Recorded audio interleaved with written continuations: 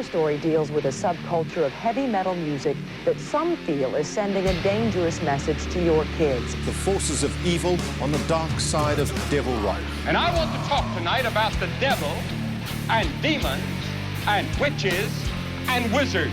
And we just mix it up with hardcore and aggression and come out with something we think's an original sound. Loud, fast, heavy, you know. Well, what do you got?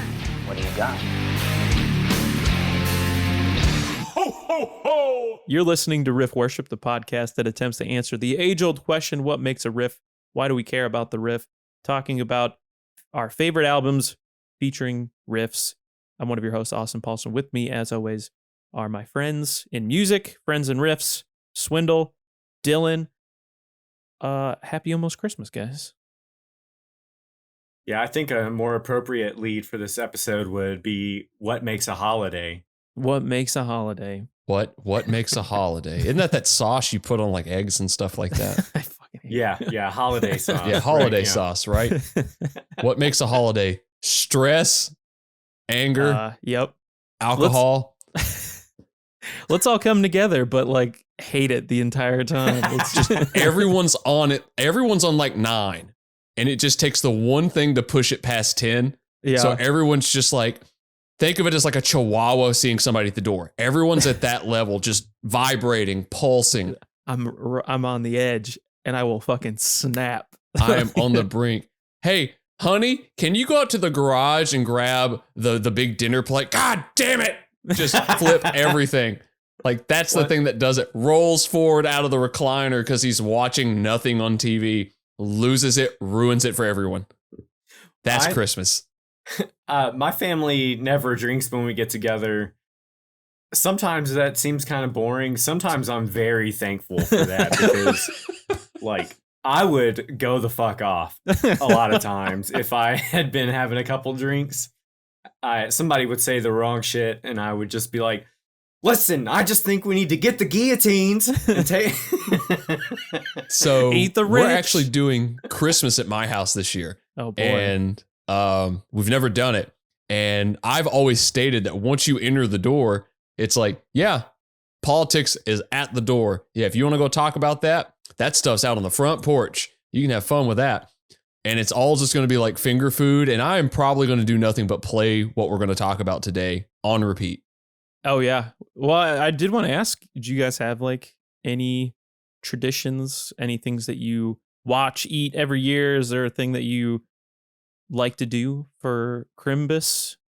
Usually, when I was growing up, my like family stuff, for some reason, always ended up on Christmas Eve. And on Christmas Day, I would just be done. Yeah. And that was always nice. As an adult, me and my former roommate, Will, we had a tradition that we called Taco Christmas, where we would just make tacos on Christmas Day every year. I partook in one of those at least for sure.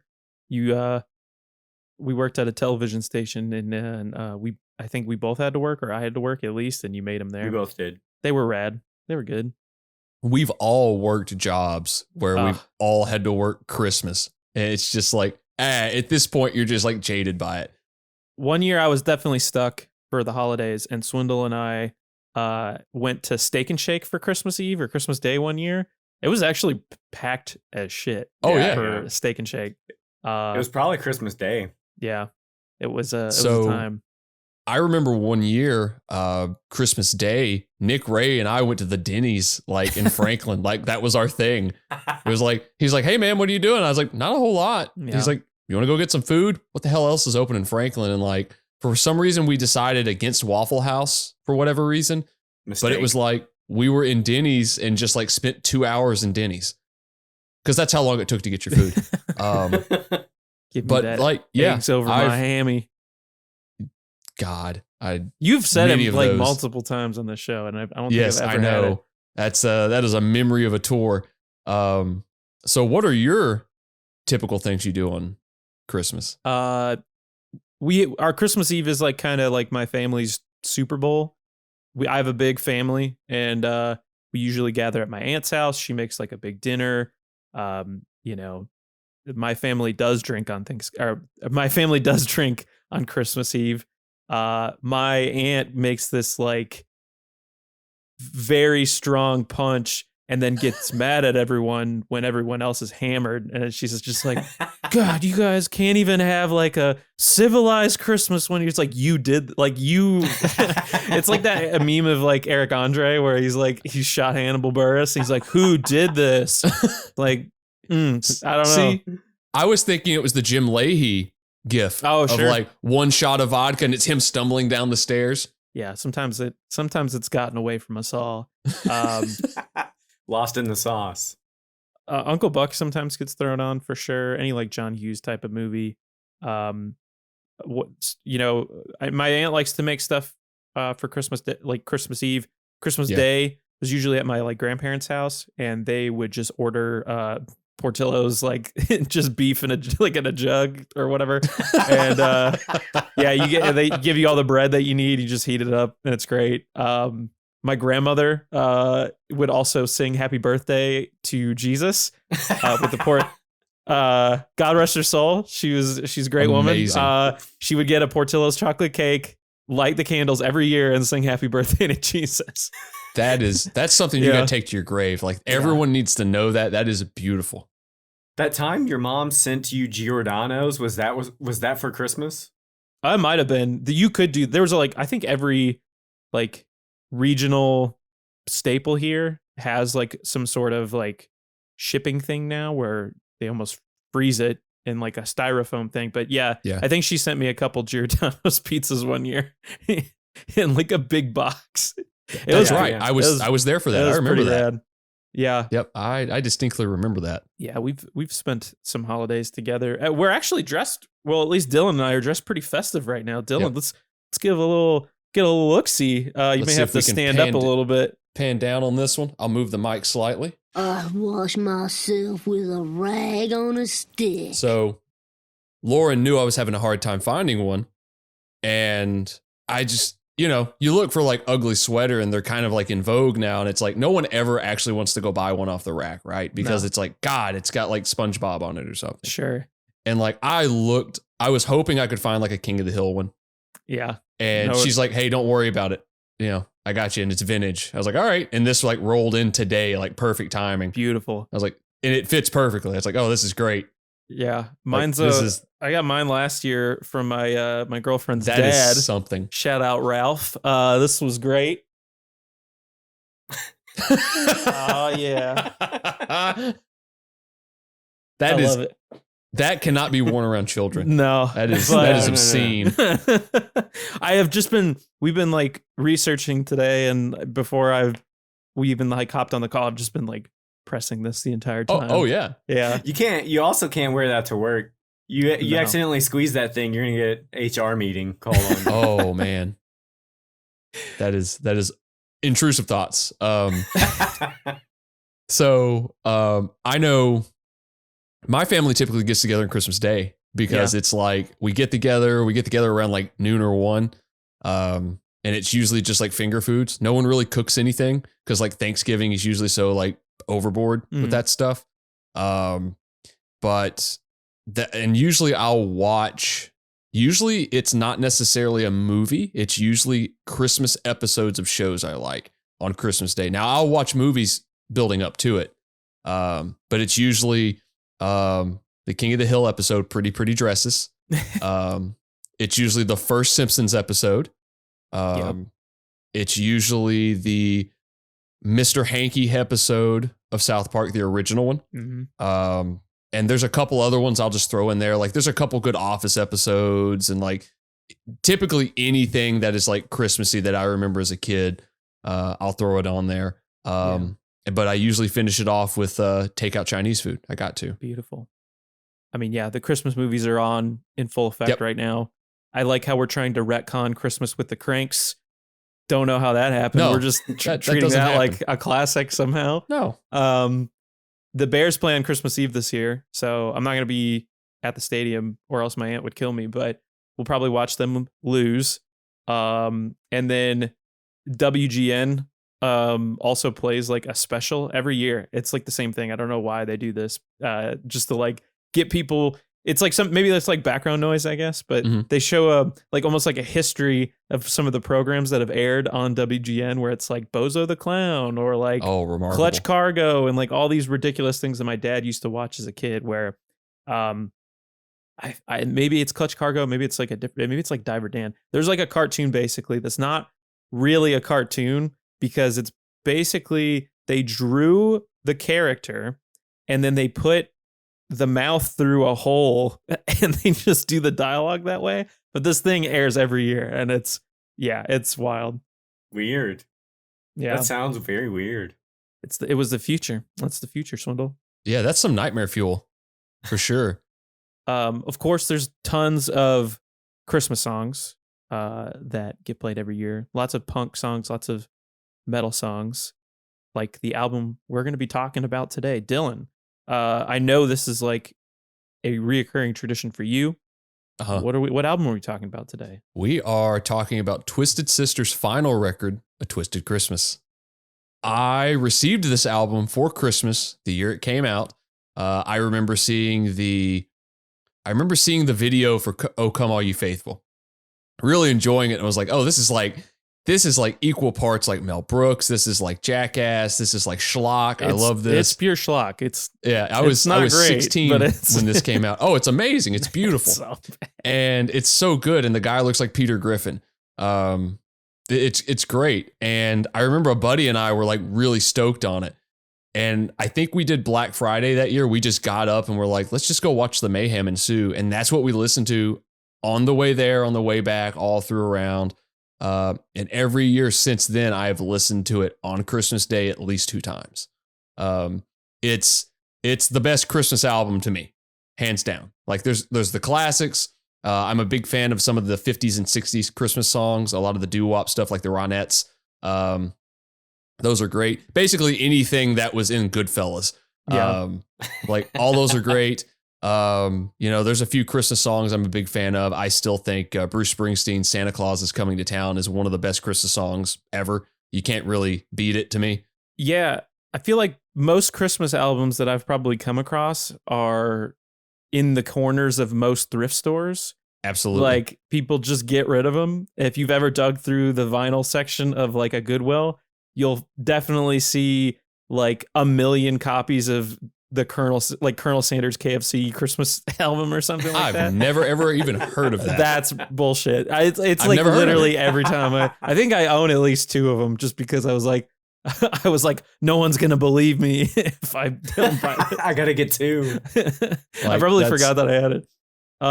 Also working in retail, you're just like constantly subjected to the same 5 Christmas songs done differently, by whoever, like the Jackson 5 or, just 1 million Christmas songs. So I think the one that always gets referenced a lot when it's like working retail is the Mariah Carey track, right? When I worked at the mall and I worked there for, I think 2-3 years, whatever it was I don't remember the tune, but it was a Christina Aguilera Christmas track. And I would get to the mall every single morning around the same time. And as soon as I would walk in the door, that track would kick on. And it was like on the same loop of all the songs all day. So when I would leave at night, the same track would kick on. And to this day, I have PTSD from that track. Like I just can't hear it. It's like Chappelle when he's realized he gets to marry Oprah and he's, hoarding all the money. No. Like it's that as soon as I hear it. Lauren loves Christmas music, by the way, loves it. That's fair. I don't mind. I think it's fitting. I don't normally play it in the car. I'm sure there's like, those some odd radio stations that will just shift over to that, whatever Kiss FM or something like that. It's fine. It doesn't like bother me. Like I think I had to be broken down over several years of retail for me to, like a crazy person, just to be able to like stomach it every day. Now I don't even dogs barking jingle bells. Yeah. Like Clockwork Orange. Somebody just like fucking sat you on a chair, strapped you in, and like held your ears open and made you listen to Christmas music until you bled. Oh my God. It's like water torture for you. It's like being waterboarded. But I will say this is definitely far more tolerable than a lot of that stuff for me, at least. It's fun. Yeah, it's a very tongue-in-cheek record.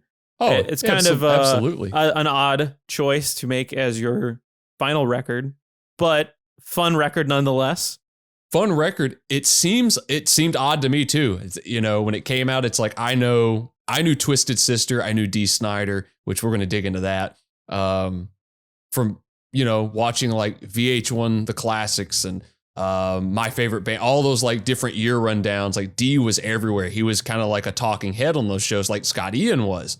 He was on a million things, but throughout the years, you find out that like he wrote a song. He wrote a Christmas track for his wife in dedication to her that Celine Dion picked up and put on her first English speaking Christmas record that sold like 6 million records. So he wrote this track. It's just like, it's a throwaway. Here's for my wife. I'll sing it to her. And she picks it up. And this was during a time when like Dee was broke, like driving back and forth on a bicycle to an office job, making like $200 a week in the 90s. And he wrote that song. So like, there's kind of a beginning thing. Maybe the guy just likes Christmas songs. The band was, especially during that time, the band had already been broken up. Yeah. It's kind of hard to think of when I think of Twisted Sister or like growing up and hearing Twisted Sister for the first time, I just always figured they were around and making records and doing their thing. And, I would say that their commercial peak initially was very short-lived. However, the band itself was basically, if you watch that documentary they did some years back, they'd been grinding for like 10 years before they really ever saw a break. They were like basically a club band for many years until they, I think they put out Under the Blade on kind of an indie label, and then they did Stay Hungry, and it just blew them up. It was a huge success for the band. That was a good instance of a band being at the right place at the right time, having some pretty catchy, like, they were heavy in a sense. They were rock and roll songs. Like they were just kind of hard rock songs, but they were catchy in a sense that anybody could hear them. They were like earworms. They had great hooks. MTV was all over those music videos for that album, which were We're Not Gonna Take It and I Want to Rock. Is that it? Mm-hmm. And like MTV jumped all over those, and the videos had like a story arc to it, which goes further with this album. A lot of like references to pop culture too. I mean, We're Not Gonna Take It had like Niedermeyer from Animal House. Yep. I think a couple. He's in I Want to Rock too, I believe. Yeah. Yep. And so I mean, they were just basically in your face, like seemingly out of nowhere, and now they're like in every home, in the United States. And so once they found success rather quickly with Stay Hungry, they try to, how do you follow that up? Do you try to make a similar kind of metal-minded album? Do you try to go for a more commercial, more accessible route? I guess they tried to have the best of both worlds, and that's kind of where Come Out and Play essentially happens in 1985. Not as good. No, they say I've heard some reviews of it being kind of flat.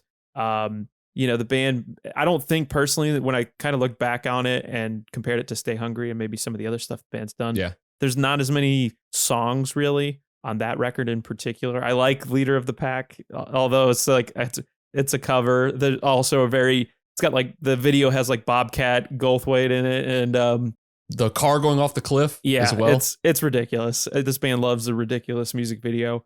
They tried to tour on it. It wasn't very successful. They ultimately had low attendance and couldn't get people in seats, and then they canceled it. I think he had said he claimed that maybe there was a problem with his throat, and that wasn't the case. They were just not doing too well. They had like Dock and Open, and even that they were at their commercial height as well, or at least they popped off right around then. It just didn't help at all. A lot of those bands from the 80s, especially in the genre that this band gets lumped into, which is the hair metal genre, glam metal, which other than like kind of the over the top drag influenced image, like that's really the only thing that kind of tied them in with that music. It sounds more like 80s or 70s arena rock to me, big sustained chords, that type of thing. They weren't as sleazy as some of the other like hair metal bands, but like a lot of those bands from that era, they kind of fell into sophomore slump. They couldn't really meet it. Like there's a few that did a really good job, but a lot of them just couldn't come up with it. You know, I dove down this rabbit hole with a lot of these records in the last couple of years, and I'd listen to album 1 and it would be fun, or it would at least be enjoyable. And then you get to album 2 and it's like, oh, wow, they're searching. They don't know what they're doing. No. And you know, like I said, there's a couple things on there. They have a Be Cruel to Your School, which has like everyone from like Alice Cooper to Billy Joel on it. But, you know, where a band had like the full support of MTV, this video gets banned. They didn't get any airplay on this video for MTV. So you kind of have that cut out from under your feet.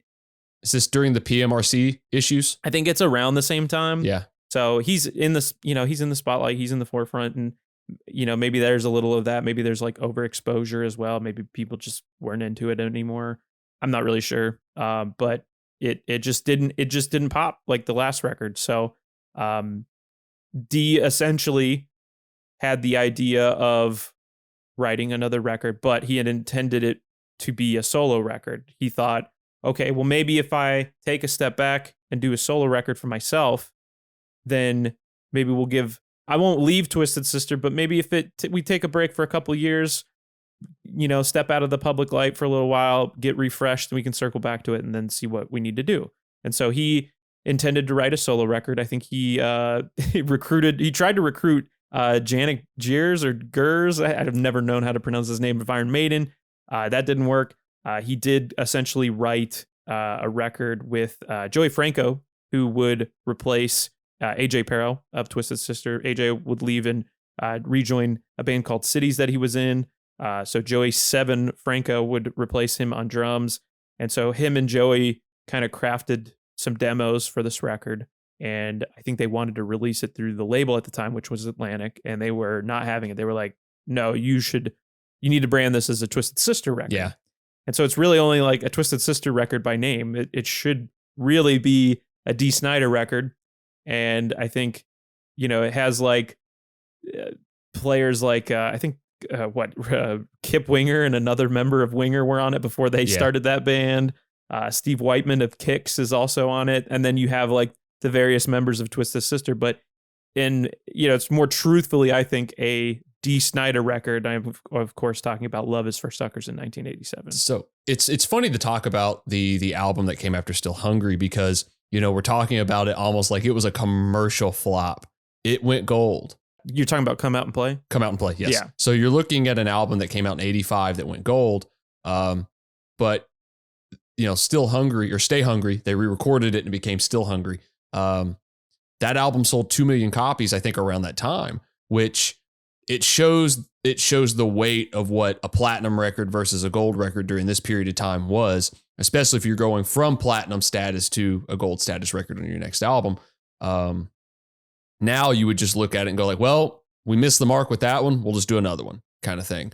You know, I think you hit the nail on the head with maybe it was just some overexposure for this band, because they were everywhere. This was during a period where they were everywhere. They had already been, you know, not necessarily touring, but they had been gigging massively hard for 10, 12 years before, you know, Stay Hungry came out. And I mean, even to a point that I think on a European tour or a UK tour for Stay Hungry, Metallica opened for them. Really? Yeah. That is the tour where they lost all their gear, which inspired Fade to Black on Ride the Lightning. So this is like during the Kill 'Em All era. It was in between Kill 'Em All and Ride the Lightning.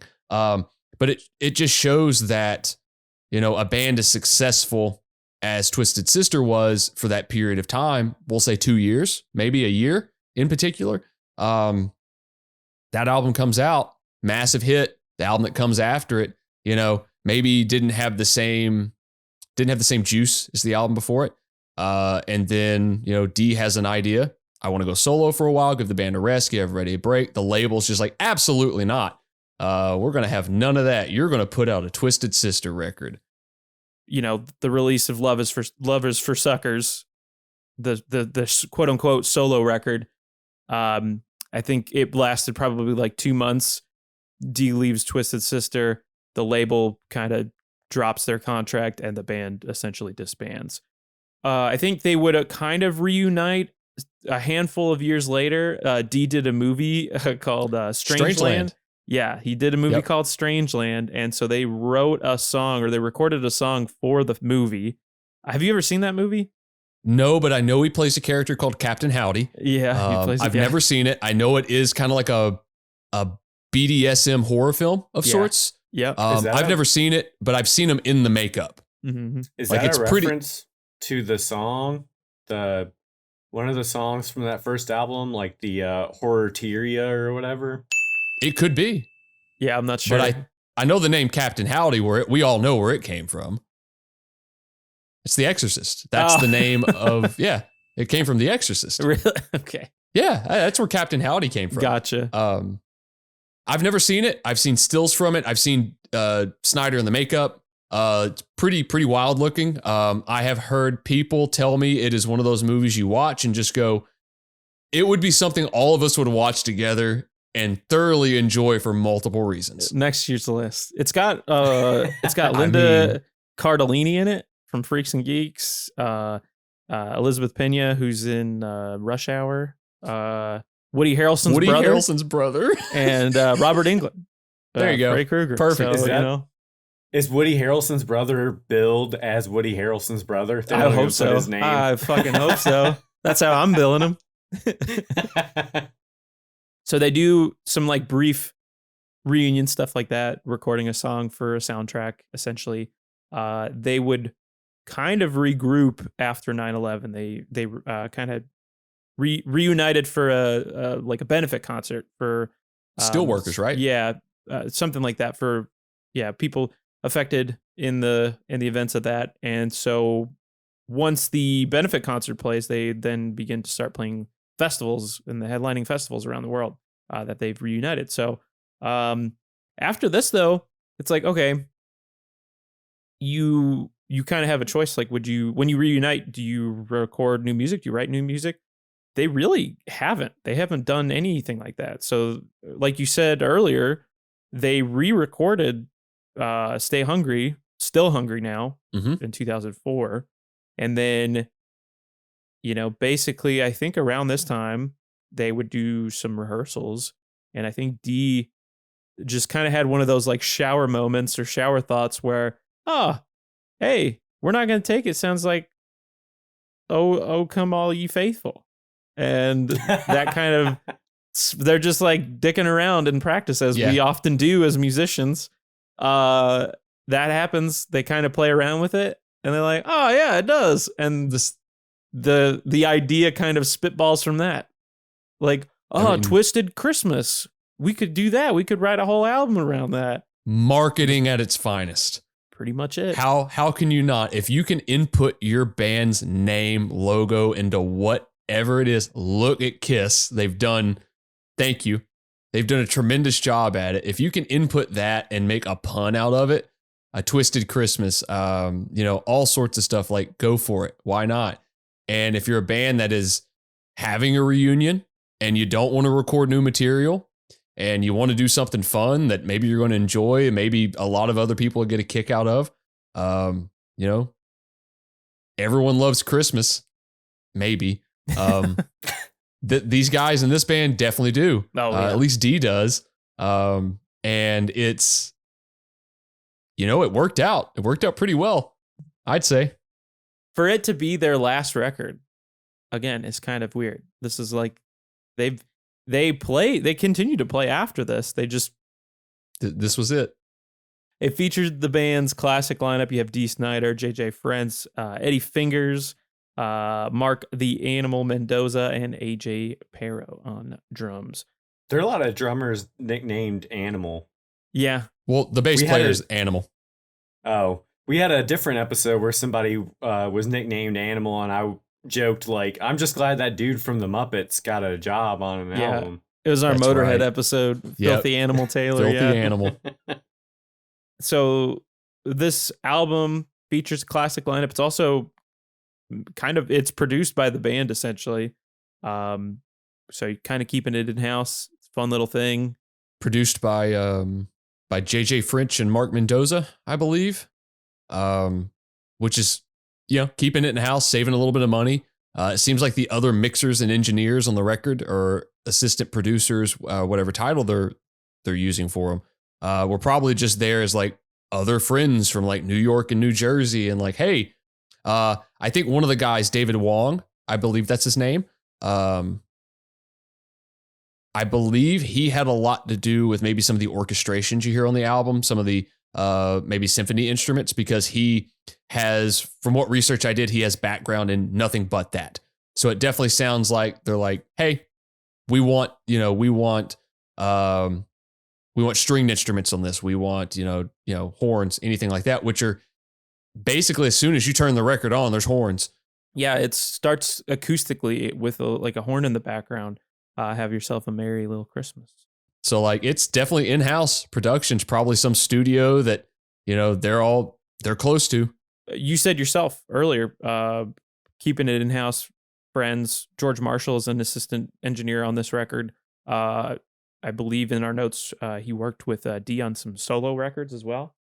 Yep, he did that. And he's got like a weird, it also kind of ties into New York. He's got a couple weird like credits, right?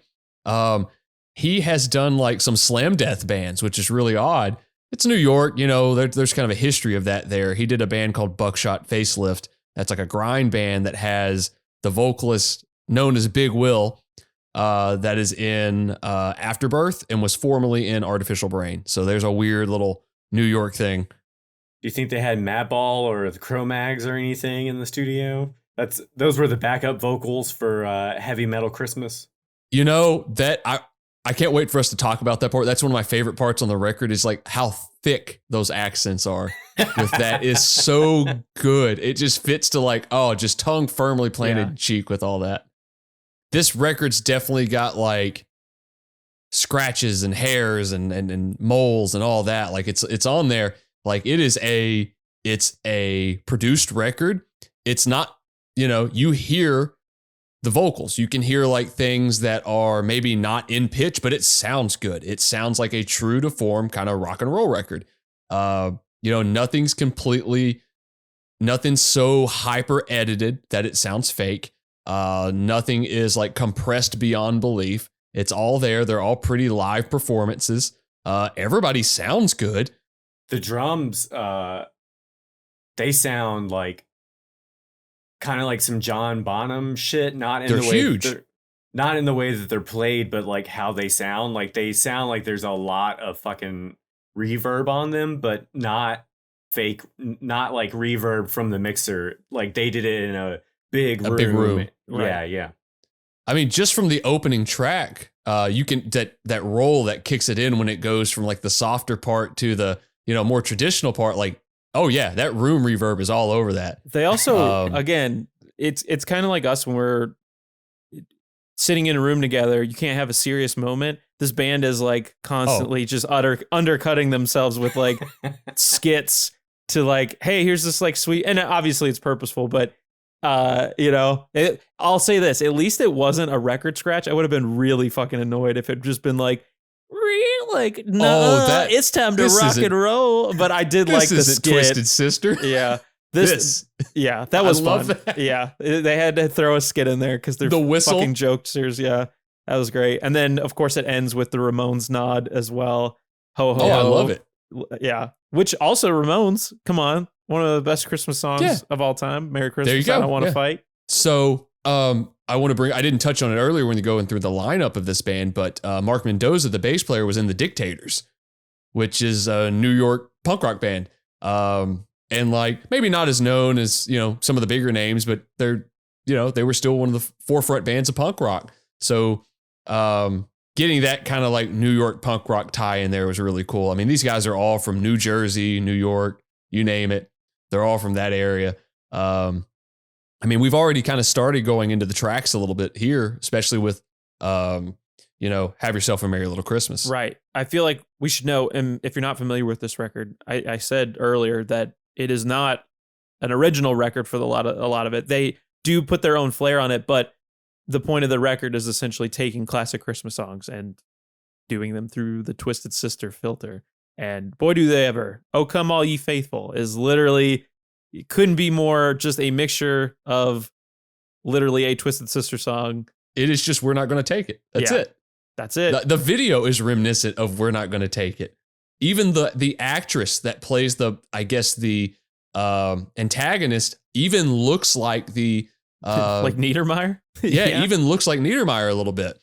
And there's no relation. I've looked that up throughout the years of like, surely there's a relation there. Nothing. They've met and it's hilarious. That's awesome. Every time Dylan watches the video, he's like, it's got to be on the internet now. Like he searches every time. Any Are they moment related now. yet? Are they related yet? When I saw that video, I was like, I grew up watching Mel Brooks stuff. I grew up watching, old Acme cartoons. Anyone from the South who's been to their grandparents or something has probably seen that Ray Stevens videotape. Like there's just slapstick shit in that. I got a lot of this. And then obviously like in my older years, like my teen years, Jackass was slapstick to me. So like, this is just a good melding of all that. And I saw that video and was just done. Like, all right, this record's perfect. With that video and that hilarity. What I didn't know is I thought that was the only video they did. Obviously, we'll touch on that in a bit. But it's literally just We're Not Going to Take It. It's even got the opening cowbell and drum riff. It kicks in, but it ends with the best mosh call you could ever have. Is like a hard rock band, like wall to wall, side to side, whatever you want to do, bodies on top of bodies. I can't pronounce this, but you guys sure can. Oh, it's Haba Nagila. There we go. Yeah. At the time of recording, Happy Hanukkah to folks who celebrate that. Big true. And Twisted Sister didn't want to forget about you, so they threw in a riff for you. They sure did. Riff. And it's the biggest riff. It is huge. Good. The only other song I've ever heard that in is it I'm the Law or I'm the Man? They do. Yeah, I think Anthrax definitely, obviously, Scotty and is one of the chosen people. And he old Baldini. They had speaking of sweaters, they did an Anthrax like Hanukkah I remember that sweater as well. I think they had to stop making it, but they started it was like kind of an interest, like all Slayer had a Christmas one. All the metal bands, they probably cost like $70 or some shit like that. Oh yeah, every single one of them did.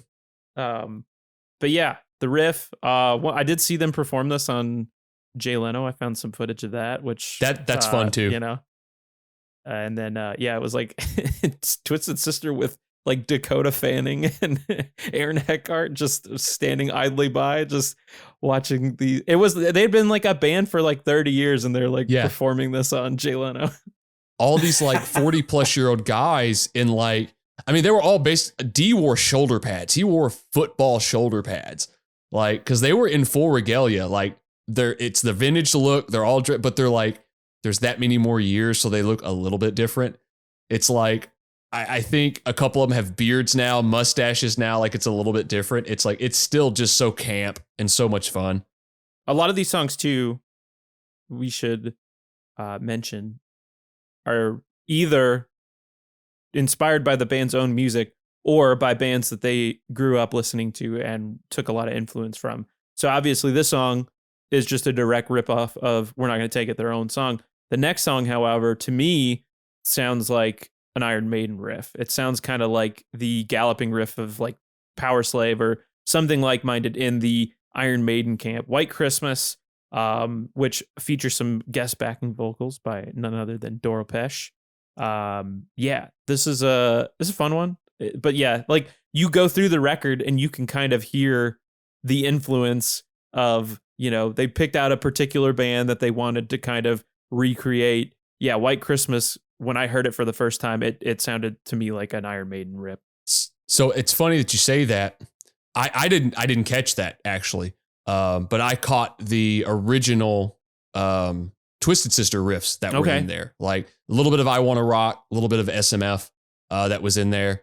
But now I've got to go back and actually, obviously I'm going to listen to this record multiple times before the end of this month. But I got to go back and hear that now. It's like, oh shit. Like if it's so cool to know like they're fans of this form of music too, that it's like, oh yeah, let's throw a couple nods into this.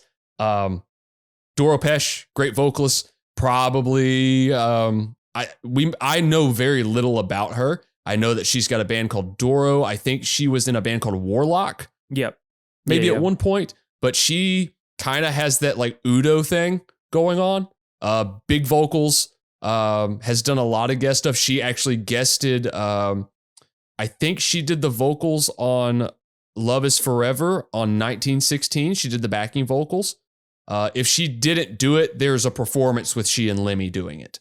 That went really well. White Christmas, as you said, it's got the Power Slave kind of vibe to it, the triplet feel. We go right into I'll Be Home for Christmas, which has a co-lead vocal spot, which I think is great. Yeah, Lita Ford is a sucker for duets. Of course, you got to remember the Ozzy one. Close My Eyes Forever, or whatever. Close My Eyes Forever. Yeah, she's a sucker for that type of shit. She's got her buddies. I mean, my favorite fun movie. song. My favorite movie. One of my favorite Christmas movies. I shouldn't say it's my favorite, but old J-double-T. Jonathan I forgot Taylor about Thomas. that one. I'll Be Home for Christmas. Man, it's so hard to watch Home Improvement now because Tim Allen is a schmuck. Is a schmuck. There, thank you. Yeah. Is a schmuck. But man, I loved Home Improvement growing up. I fucking loved it. Of course he did. He made all the stupid noises. I loved it. It excited me. And then seeing like Al Borland, it's like, it's one of my uncles. Like I loved it. But to kind of touch on Christmas movies, the first Santa Claus movie is second to none. It's pretty great. It took me a while as an adult that the Santa Claus, like a legal clause, my brain just did not connect the two. And it's like, yeah, no, it says it right there in the thing. I don't know whatever that's called. And it just like. My favorite joke in that whole movie is at the tail end when he's getting ready for his first official Christmas as the Fat Man, and they're souping him up. They're giving him a flame retardant suit. They're getting him set up with all this stuff, and he just keeps asking, "What happens if I fall? What happens if I fall off the roof?" And no one answers it. They don't care. They just keep going. Popo Shisho. Popo Shisho. The bass at the end of the song is the like last run through of the chorus is crazy. He's really going at it. We were talking about this off air, and now it makes more sense because I forgot that Mendoza like did engineering and mixing. So of course he's playing like all these wild bass parts on this thing. Like he's all over every one of these songs. Like he's got a bass solo in the next song at the end of Silver Bells. Well, if you're just like having fun with it, like, yeah, who cares? Like, honestly, who gives a shit if you're just like, yeah, this is the most ridiculous thing that we could possibly do. Let's just go for it. Like, who cares? Every instrument is mixed pretty well on this. Like, you can tell who's playing what. Like, the bass is obviously a fundamental instrument, but he's still mixed enough that you can hear him in the mix. It's not like you have to really hone in on it. Silver Bells is the second music video they did for the album, which is a continuation of the first video, kind of throwing it back to Stay Hungry. Has the same actor and actress in it. This has one of the most terrifying yet hilarious scenes in it. There's a point where it shines the camera on this couple's baby and the head is gone, and every different point it shows the baby, it's different members of the band's face. Oh God, I do. Yeah. So, it's just D on a baby's body. Oh I think that's the thumbnail of the video. And it's like, oh, thank you. This song, again, done in Twisted Sister style, kind of a nod to AC/DC in that. Yep. From a song called Problem Child, which I'm not familiar with. Austin, what album is that on, and what's kind of the history with that one? Couldn't tell you. It's probably the one where they play C and G and A, maybe. I'm gonna guess. I think it's on Dirty Deeds, but I have no idea.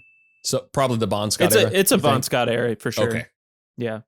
I just don't, I couldn't. I do know the song. I like the song. I like that era of the band probably the most, but yeah. Didn't AC/DC do a Christmas track? They did. It's I Want a Mistress for Christmas or something like that. Oh God. Classic AC/DC fashion. Oh man. Oh God. Oh God. That's up there with Porky Pig's rendition of Blue Christmas. Oh, I don't know. I'm not familiar. You've never heard that. Is he just stuttering, right? He's just stuttering. Yes. I saw Mommy Kissing Santa Claus, as done in the style of old Judas Priest. The thing that stood out to me about this song the most is I'm really sorry to Dee Snider's dad who found out because of this song that Dee Snider's mom kissed another man all those years ago. Mama D. Mom Snyder. D. I wish there had been a video for this and it had just been Dee Snider in his mother's like clothing kissing a man dressed up as Santa Claus. Yeah. some Bugs Bunny shit of just like Yes. Yes. Just like it. Yep. That would have been amazing. Hey, lover boy. Oh, beautiful. Let It Snow, Let It Snow, Let It Snow, another traditional Christmas song, done in the style of, okay, so Rock and Roll Saviors, the intro of that sounds a lot like Children of the Grave. So this to me sounds like Children of the Grave. It does sound like, yeah, it definitely does. But when you listen to Rock and Roll Saviors, you go, oh, it's obviously more of a nod to that, but I think the way it's paced, it's supposed to be Children of the Grave and that.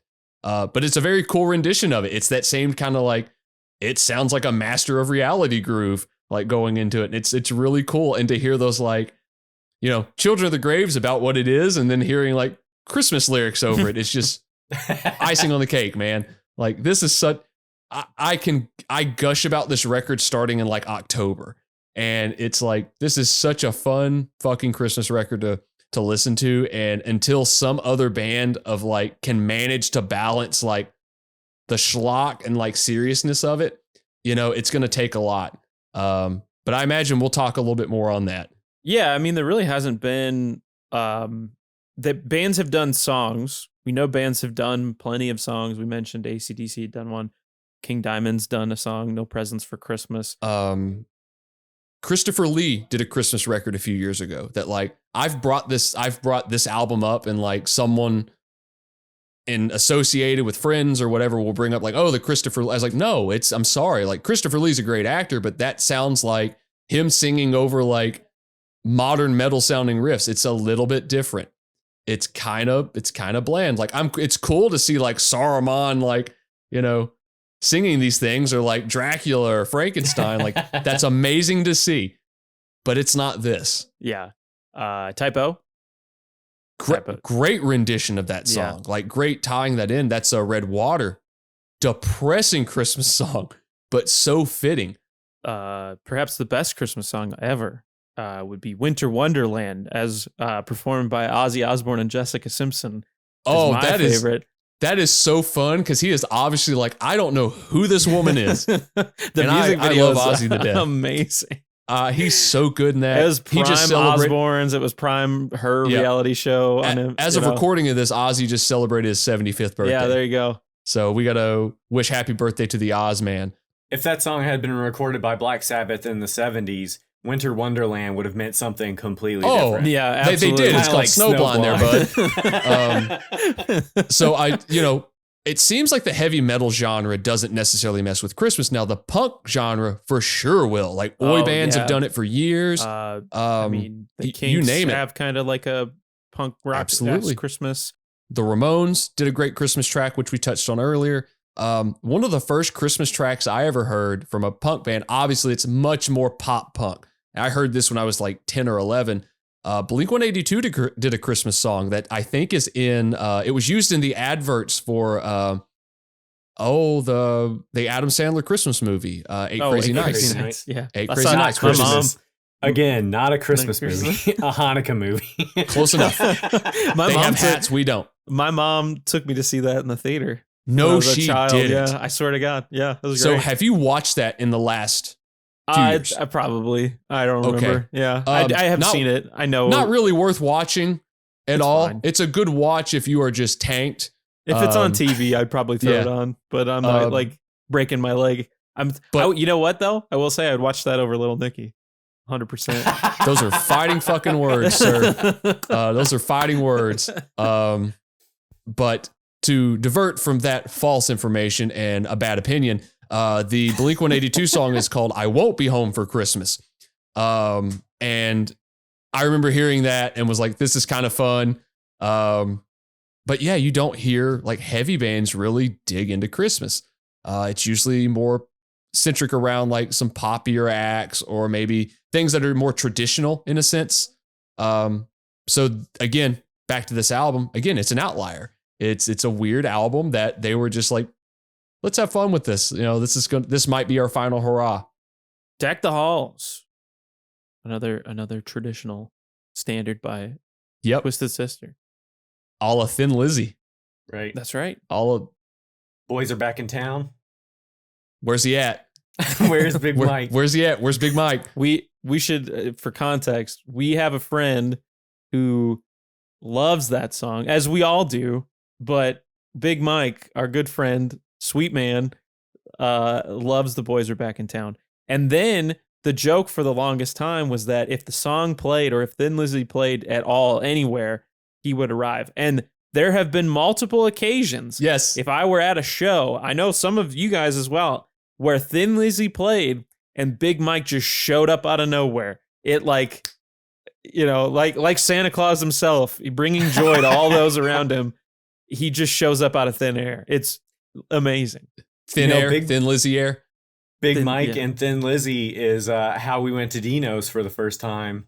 Yeah. Big Mike used to tell us because the line Dino's was named after a line in a Thin Lizzy song, and Mike would say that if you asked them to play Thin Lizzy at Dino's, they would play it every time, which I think has been proven to be false, but that's why we went for the first time. Definitely my favorite bar ever. Yeah. It's beautiful. And this song is also beautiful. Yeah, this is a fun track, and it is definitely The Boys Are Back in Town, like right out the gate. Like there's no mistaking that. That is the riff. The bass riff and the drums are very man. Yeah. Yep. It's all in there. I also want to say like too, like we're at the back end of this record. D's not a bad vocalist at all. He's good. I mean, he's a great rock vocalist. You know, he's got charm. But I've always liked him for his like. He's got, as you said, he's got a charm to him. He's got kind of he's got an aura about him. Anytime you see him on screen, you're like, I got to hear what this guy's got to say. I know charisma. Anything. What's that? Charisma. He's got charisma. Thank you. Yes. I remember listening to Hair Nation a lot. Or no, he didn't do Hair Nation. He had the show. It was a broadcasted show just on regular radio. Heavy Metal Mania. No, I'm sorry. He did host Heavy Metal Mania on TV, which was kind of like maybe a precursor to like Headbangers Ball type stuff. But he also had a syndicated radio show, kind of like Alice Cooper's thing. Yes. I remember I was doing like a college visit in like North Dakota, and that thing came on somehow randomly, and I was like, this is incredible. And my dad turned it immediately. But yeah, for D, one thing you can say about D is that like he does care. I feel like about underground music. I think he has kind of even like a weird fandom of like hardcore music, because I mean New York and where you're growing up. So he likes a lot of stuff. I can't knock him for that. I think his most recent solo stuff has Jamie Josta on it. Maybe even the former vocalist of Killswitch Engage, Howard Jones, maybe even on a couple tracks. Corpse Grinders on it? I think Corpse You Grinders. might. You know what? You are right, because we listened to it. We're like, this is perfect. That's right. George Fisher's on it. So like D definitely keeps his ear to the underground. That syndicated radio show got me through a lot of like drunken nights in high school. We just drive around, stop somewhere, have a beer, and like blare whatever it was on, be it Whitesnake, be it Twisted Sister, Dokken, whatever it was. It's like, okay, like this is fun. Essentially that just 2 decades later, it's transferred to us sitting in front of a TV, passing a remote back at each other, screaming D as loud as we can. D. Moving ahead, the Christmas song, Chestnuts Roasting Over an Open Fire.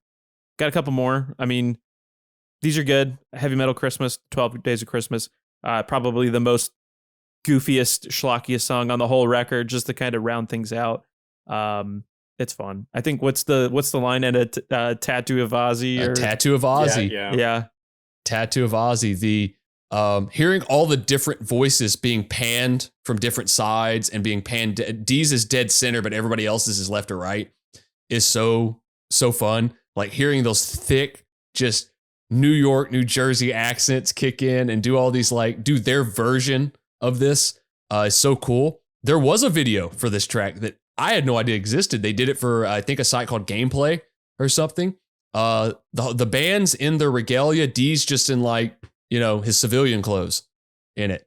Cool song, fun song. Definitely, to me, this is the last track on the record.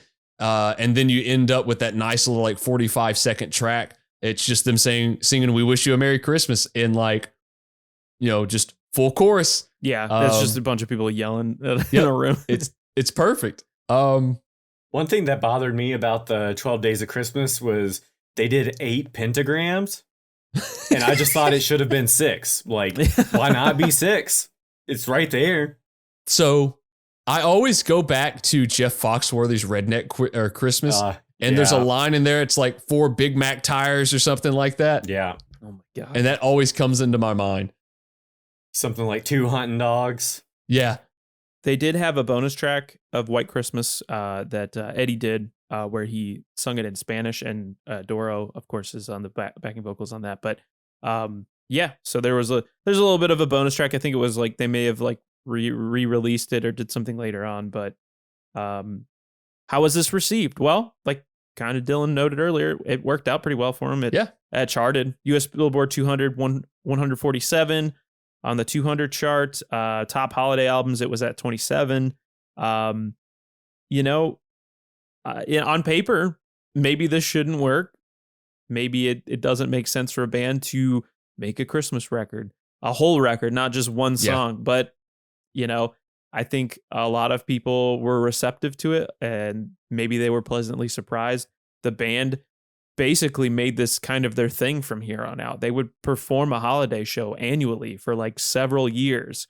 They even released a DVD of them playing at the Starland Ballroom in New Jersey. I watched a year that. later. Me too. In preparation for this, a lot of fun. Yeah, they were having a good time for sure, and that's really. Yeah, it just seems like maybe all the stresses that maybe kind of killed the band initially, trying to meet expectations of selling or kind of outdoing Stay Hungry. Those are all gone at that point. Yeah. You just want to make a fun record. You just want to be a band and have fun playing music. That's what I get from this record, at least. All of the bullshit that's extra that kind of takes you away from it is nowhere to be found on this record for me. And you said it best. In the live performance we watched, they had fun. You can tell on the record they had fun putting the record together. They had fun I'm sure there's a bunch of their buddies doing backing vocals on this somewhere. They're just having so much fun doing this, putting it out. It came out. It was released in October of 2006. It was released on Razor and Tie Records, which has its own weird kind of legacy. It's got a lot of connections to metalcore bands, hardcore bands. Razor and Tie is known for the Kids Bop compilations, which are a kid's version of the Now series. You go and look at that, that catalog of music. It's such an odd label for them to be put out on, but it also gave them a wide distribution area. This album could be bought in Walmart, and Razor and Tie, because it had a couple tie-ins with Christian metalcore labels and stuff, and Christian labels and all of that. You had, it could be everywhere. Yep. I mentioned earlier in the episode that I got this album for Christmas. Yeah. So anybody that wanted it, I would say most of the crowd that were buying this album were probably picking it up at Walmart or picking it up at Kmart at that time. Something like that. No one was going online, getting the box set for this album if it existed. It was hey, Twisted Sister, I remember them. Oh, it's a Christmas record. It's Christmas time. This will be fun to listen to. It's there. It did fairly well for them. It generated enough of a almost like a resurgence for the band. Like, yeah, they weren't going out doing like arena tours or anything, but they were going out and having fun with this. And they basically they probably rode out their last years of their career quite a bit longer than if they wouldn't have put this record out. That's true. I would agree with you 100%. They, like I said, continued to play this. They would do a show every year. They would, probably not touring as hard as they would have back in their, at their commercial peak, but they basically toured up until like 2016, and they ultimately disbanded. They did like a 40th anniversary tour called 40 and Fuck It. And so they just went out, rode off into the sunset. They recently did a kind of one-off reunion show earlier this year at the Metal Hall of Fame. I don't know, there's some articles floating around that they might come back next year for some political rallies or something like that. I don't know too much about that, but I don't know a whole lot about that. I do know that We're Not Going to Take It has been used in many, many, many political things. I believe Trump used it, and I think D went after him. Got sued. He got his ass sued. He sure did. D went after him, but also like Austin, I know you and I watched the recent Arnold Schwarzenegger documentaries on Netflix. Yeah, D was in it. I was so D was in it because during Schwarzenegger's campaign, he used "We're Not Going to Take It." Yeah, I remember that. That's funny. And D was like, I would allow him to do it. He was like, he just popped out of nowhere, and I was like, it's like the Leo DiCaprio thing. It's this. Hearing this record made me go back and listen to Stay Hungry. Made me appreciate that record more than just for the two hits. This band was fun. This band didn't have they were just playing rock and roll. I mean, they started out in the early 70s and they were more kind of a glam band at that point, influenced by Bowie and the New York Dolls, which is where I'm sure a lot of their stage gear came from. And then they formed into this more hard rock leaning thing, I think, when Dee Snider joined, because he could hit notes and all sorts of stuff. And it's just a fun band. And I think deep down, they took it serious. They took it as a career choice, but they still were like, we can have fun with this and do it. Even the stories about them selling out, whatever the theater is in New York, of 3,000 people with no label backing, nothing. They sold it out on their own. Before they were signed, before they had a major label deal, anything, 3,000 people. They did that just out of word of mouth. Hardworking band. They worked hard till the end. Obviously, the 90s and the late 80s were tumultuous for bands of this ilk and heavy metal in general. But you reunite in the early 2000s and your last record's a Christmas record. As you said, that shouldn't work. That should be going down in flames. That should be the worst thing you could think of.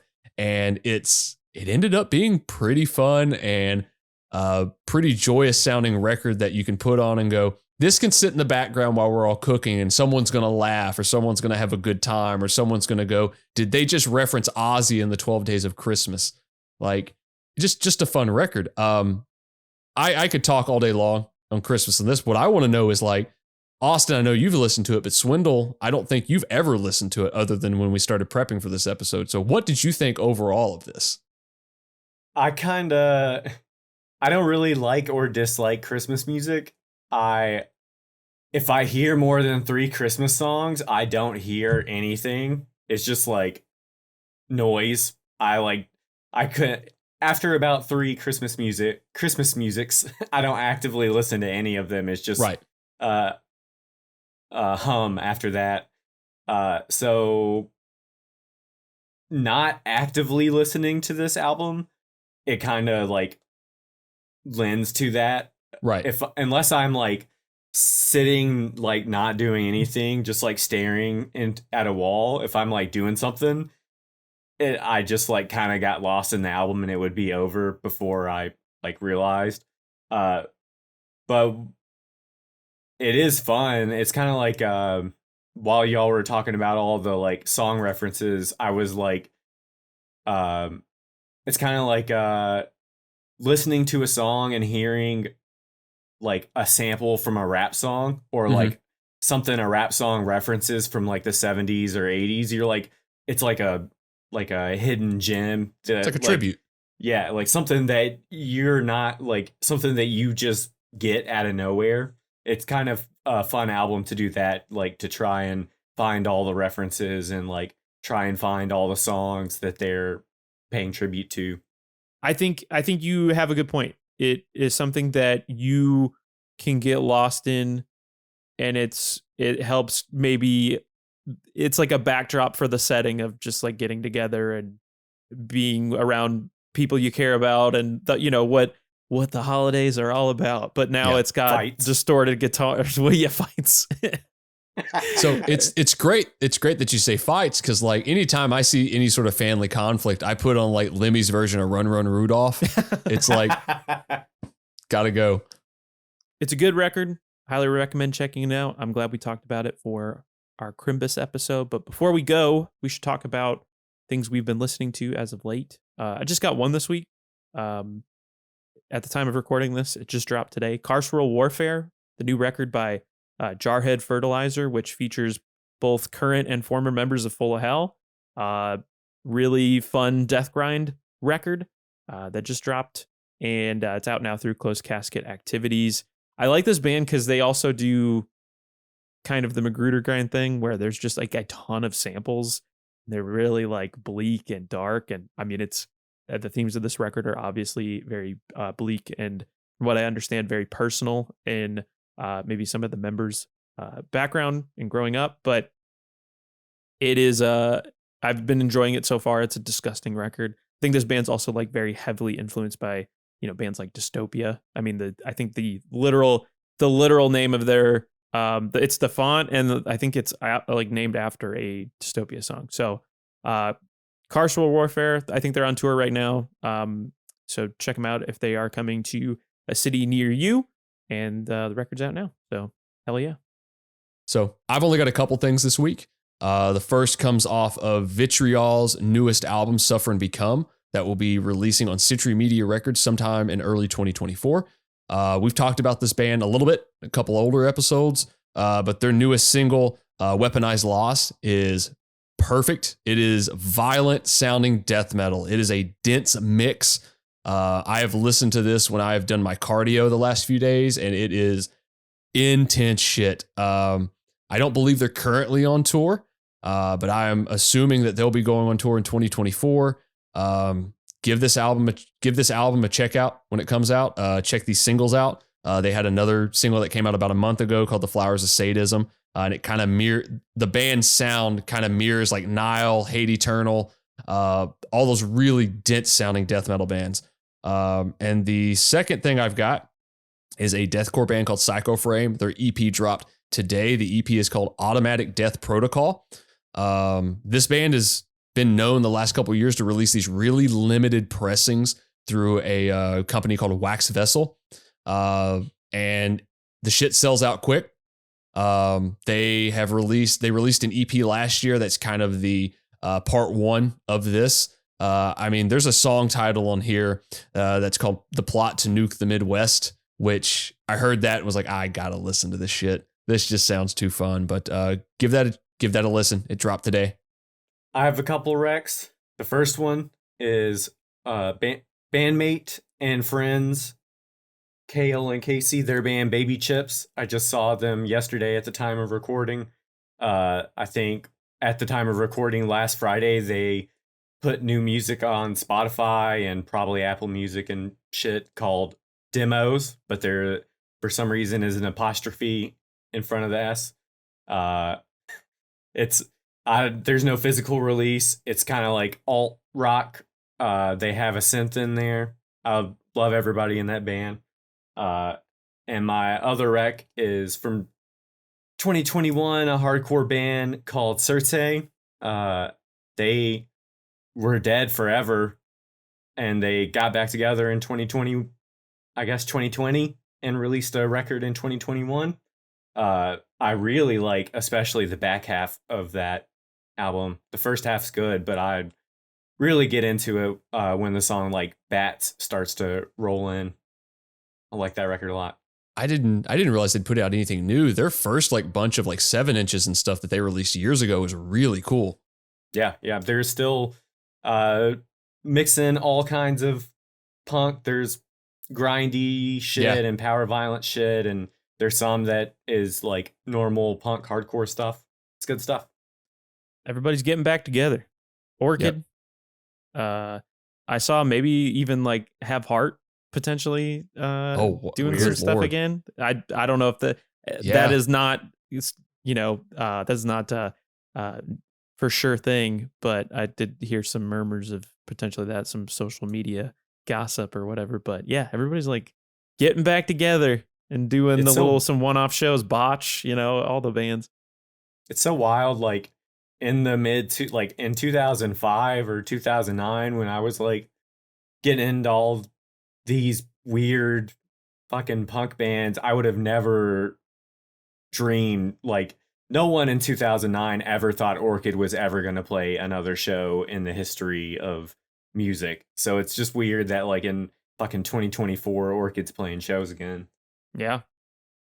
They've been busy. I mean, it's not like any of those guys aren't busy. Like Will Kingsworth, like doing like Dead Air Studios and stuff, and what, he's in a number of projects still. So yeah, it's cool. Jerome's Dream. Yeah, Jerome's Dream put out a record this year. Yeah. Yeah, they were broken up for fucking ever. Yep. Who would have ever thought they would have gotten back together? Did City of Caterpillar also put out a record this year? I don't know if they were broken up, but I think so. Yeah. Wild stuff here on Riff Worship. Those are our recs for the week. Thank you so much for joining us. We hope you have a terrific holiday. Go chug some eggnog. Go light the Yule log. Dylan, be sure to buff that head of yours before the big Christmas dinner. For myself, Swindle, and Dylan, you've been listening to Riff Worship. We'll be back next week. I think we're going to be tying up our last episode of 2023, maybe talking about some of our favorite records. Stay tuned for that. But until then, see ya. Fight your family. Fight everyone in your family. Fight them all. Bye.